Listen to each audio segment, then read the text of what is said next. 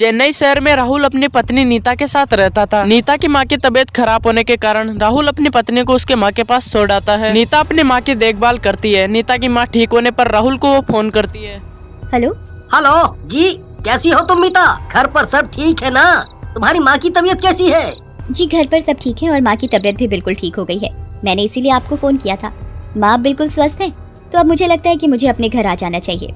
मैं यहाँ बहुत दिन रुक गई हूँ। ऐसा करो, आप मुझे यहाँ लेने आ जाओ। ठीक है, मैं कल ही तुम्हें लेने आ जाऊँगा। अगले ही दिन राहुल नीता को लेने के लिए चला जाता है। नीता और राहुल बाहर आ रहे होते हैं, तभी उसकी माँ बोल पड़ती है।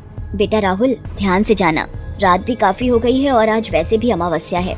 अमावस्या की रात को भूत प्रेत का साया बहुत ज्यादा होता है। तुम दोनों बिल्कुल ध्यान से जाना। बल्कि मैं तो बोलूँगी तुम आज रात यहीं रुक जाओ, कल सुबह जल्दी निकल जाना। अरे नहीं माँ, मैं अब यहाँ बहुत दिन रुक गई हूँ। कोई नहीं, हम आज ही चले जाएंगे। ध्यान से देख लो बेटा, बस कुछ ही घंटों की बात है। रात बहुत ज्यादा हो गई है और तुम्हें जाना भी दूर है। बीच रास्ते में जंगल भी पड़ता है। वो सुनसान जगह बहुत डरावनी है। मैं तो तुम्हें यही बोलूँगी कि तुम आज रात यहीं रुक जाओ। नहीं माता जी, आप ज्यादा परेशान न हो। हम दोनों सही सलामत घर पहुँचकर आपको फोन करके बता देंगे। राहुल और नीता उसकी माँ की बात नहीं सुनते और अपने घर की ओर निकल पड़ते हैं। बीच रास्ते में राहुल की गाड़ी खराब हो जाती है।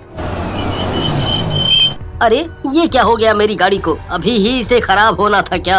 अंधेरा भी इतना हो गया है। नीता देखती है तो रात के 12 बज रहे होते हैं। क्या हुआ है जी हमारी गाड़ी में? देखो ना कितनी रात हो गई है। यहाँ तो जंगल में दूर दूर तक कोई नजर नहीं आ रहा। हम किससे मदद की गुहार लगाएंगे? तुम ठीक कह रही हो मीता, मुझे फोन करके यहाँ अब किसी को बुलाना पड़ेगा। राहुल कॉल करने के लिए फोन निकालता है तो उसके फोन में नेटवर्क नहीं आ रहे होते हैं। तभी नीता अपने फोन को निकाल कर देखती है तो खुद पे खुद उसके वॉलपेपर में चुड़ैल की फोटो आ जाती है। फिर वो बहुत ज्यादा परेशान हो जाते हैं। तभी उनकी गाड़ी की लाइट ऑटोमेटिक जल जाती है और उनकी गाड़ी स्टार्ट हो जाती है। तभी वो आगे जाते ही उसे एक औरत दिखाई देती है जिसके हाथ में एक बच्चा होता है। वो जोर जोर से रो रही होती है। अरे देखो मीता, यहाँ रास्ते में ये औरत फंस गई है।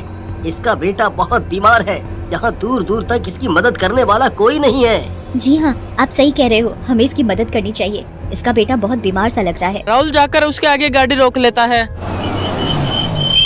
कोई बचा लो, कोई बचा लो।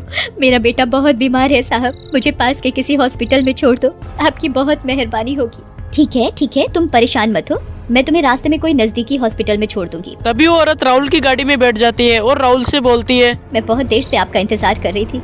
मेरा बेटा बहुत बीमार था, बहुत जोरों से रो रहा था। आपकी बीच रास्ते में गाड़ी खराब हो गई थी ना, इसी चक्कर में आप मेरे तक आने में थोड़ा लेट हो गए। नहीं तो अभी तक हमने ये जंगल पार ही कर लिया होता। राहुल उस औरत की बात सुनकर हैरान हो जाता है।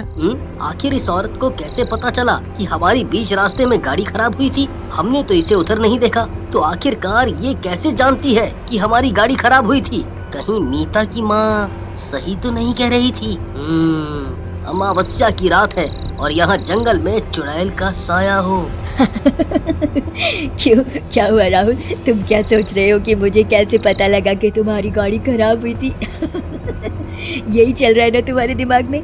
हाँ, तुम्हें कैसे पता कि हमारी गाड़ी खराब हुई थी? तभी वो औरत जोर जोर से हंसने लगती है और अपने असली रूप के अंदर चुड़ैल में आ जाती है। तुझे पता नहीं है क्या बेवकूफ? आज अमावस्या की रात है और तू इस जंगल के रास्ते से अपनी गाड़ी लाएगा और मुझसे तेरा सामना ना हो, ऐसा मैं कैसे होने दे सकती हूँ?